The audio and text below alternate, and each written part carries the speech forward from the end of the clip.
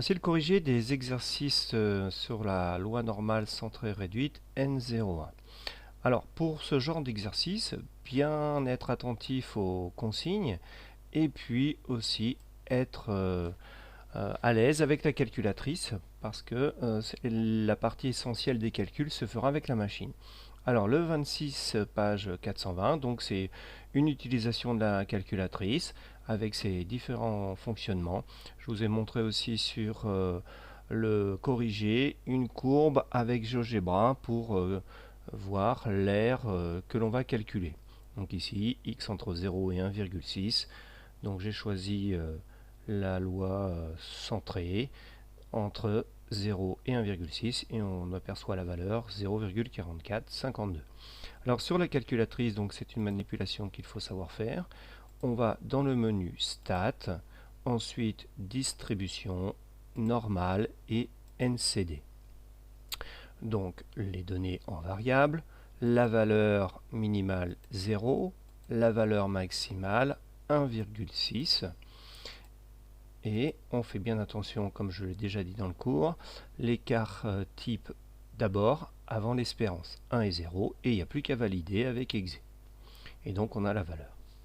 Deuxième exemple, x inférieur ou égal à 2,51, donc même chose, on revient en arrière, sauf que c'est inférieur à 2,51, donc on avait déjà écrit moins l'infini, entre guillemets, donc une valeur très grande en valeur absolue mais négative, donc moins 10 puissance 99, jusqu'à 2,51, et on obtient le résultat 0,993 arrondi à 0,994. Alors au passage, le lower, la valeur minimale, on a mis moins 10 puissance 99, comme c'est une loi normale centrée réduite, donc avec une espérance de 0. Donc la plupart des valeurs regroupées autour de 0, donc si à la place de mettre moins 10 puissance 99, on met moins 1000, eh bien vous allez voir une infime différence entre les deux. Voilà. Donc maintenant les deux autres calculs donc, se font de la même manière en choisissant les bonnes bornes. Le numéro 27, lui, est un petit peu plus compliqué puisque cette fois, nous connaissons la probabilité et donc il faut trouver les bornes de l'intervalle dont on calcule la probabilité. Alors avec la calculatrice, il y a trois manières de calculer cette probabilité. Alors on dira à gauche quand il s'agit d'une probabilité inférieure à un nombre que l'on cherche, de moins l'infini jusqu'à x. À droite de x jusqu'à plus l'infini, et une probabilité centrée autour de 0 quand on va de moins x à x. Premier exemple, la probabilité d'être entre 0 et x. Et là, pas de chance parce que ce n'est ni une probabilité à gauche, ni à droite, ni au centre. Alors comment faire? Eh bien on va déjà s'aider d'un dessin pour voir ce que l'on cherche. Donc on cherche une probabilité entre 0 et x qui est égale à peu près à 0,42. Je me suis servi de GeoGebra, donc en composant les bons paramètres, 0 et 1 pour les paramètres. Et donc on a une probabilité qui doit s'approcher de 0,4236. Donc la borne inférieure est égale à 0 et après on déplace la borne supérieure pour essayer d'obtenir la probabilité que l'on recherche.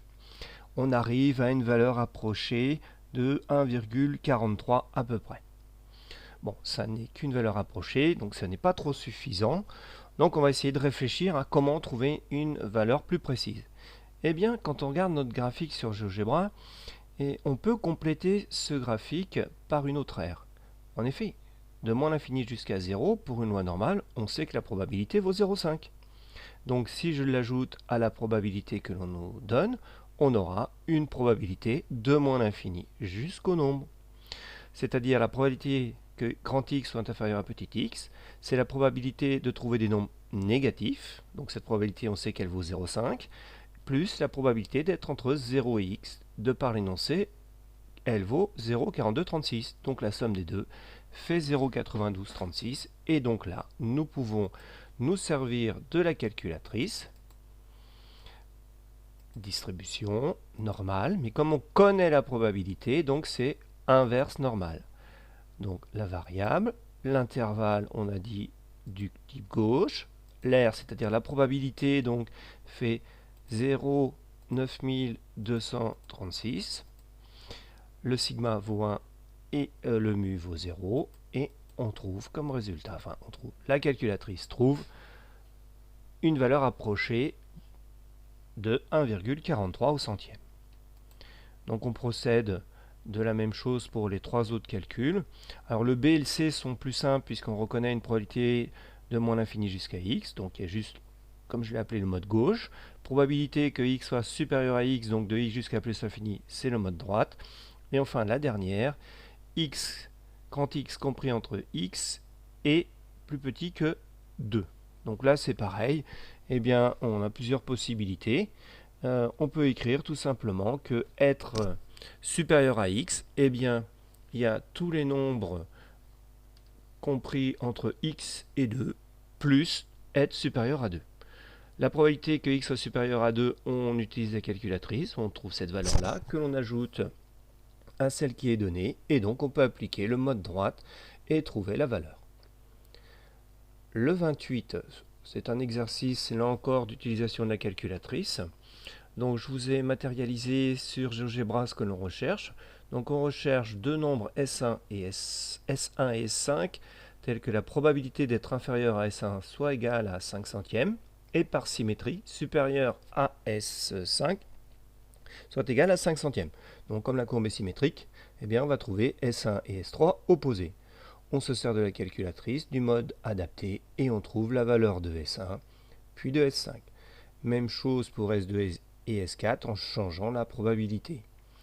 Et enfin, nous avons la dernière qui vaut 0,5. Donc on sait que c'est 0, puisque la moitié des valeurs dans une loi normale ont une probabilité inférieure à ont une probabilité égale à 0,5. Hein. P de x inférieur ou égal à 0 vaut 0,5. Alors j'ai oublié de dire, hein, j'ai mis des valeurs exactes, ce sont bien sûr des valeurs approchées. Le 29, page 420, donc c'est un retour sur centrer réduire. Donc Z1 est la loi associée à X5. X5 est une loi d'espérance 9 et d'écart type 1,5. Donc on soustrait l'espérance et on divise par 1,5. Pour la deuxième loi Z2, on fait exactement la même opération. Ces deux lois seront donc des lois normales, centrées, réduites, donc d'espérance 0 et d'écart type 1. Ça va nous permettre de calculer une probabilité, notamment la probabilité d'avoir une note supérieure à 10,5 donc au bac blanc. Donc on normalise et en centrant, réduisant cette variable aléatoire, on enlève 9 et on divise par 1,5. Donc on arrive à P de Z1 supérieur ou égal à 1. On utilise sa calculatrice avec les paramètres 0 et 1 de la loi normale centrée réduite. Même chose pour la deuxième probabilité.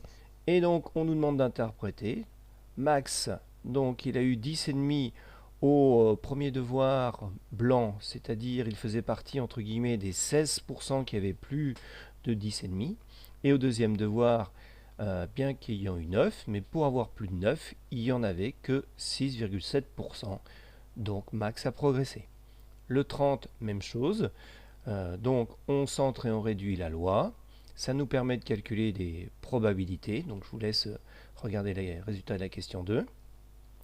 La question 3, elle est plus, on va dire, industrielle, puisque on veut une condition bien précise, et donc qui est d'avoir un écart type de 15, mais on veut une espérance à connaître, sachant que la probabilité de fabriquer des objets de plus de 765 grammes doit être inférieure à 2 centièmes. Alors pour réussir à trouver cette valeur-là, on centre et on réduit la variable aléatoire, donc la variable aléatoire que j'ai notée M', donc M' étoile est la centrée réduite, donc son expression, M' moins mu' que l'on cherche sur 15. On a comme indication que la probabilité de M' supérieure à 765 doit être inférieure à 2 centièmes. On fait le passage de M' à M' étoile, donc on soustrait mu' de chaque côté et puis on divise par 15. On garde le sens de l'inégalité puisque l'on divise par un nombre positif. Et donc à gauche, on tombe sur M' étoile qui est la loi normale centrée réduite qui doit avoir cette loi, la probabilité suivante. Alors, Si on fait un dessin, même chose. Donc on recherche un nombre particulier que j'ai appelé petit x, qui vaut 765 moins mu' sur 15, de sorte que la probabilité d'être supérieure à x soit inférieure à 2 centièmes. Donc là encore, on prend la calculatrice, on trouve la valeur de x qui vaut 2,0537, c'est-à-dire x qui vaut 765 moins mu' sur 15 égale 2,0537, et après, on jongle avec les fractions, l'outil de calcul qu'on adore, et on trouve finalement une espérance de 734,2 grammes comparée à la première espérance qui était de 750 grammes.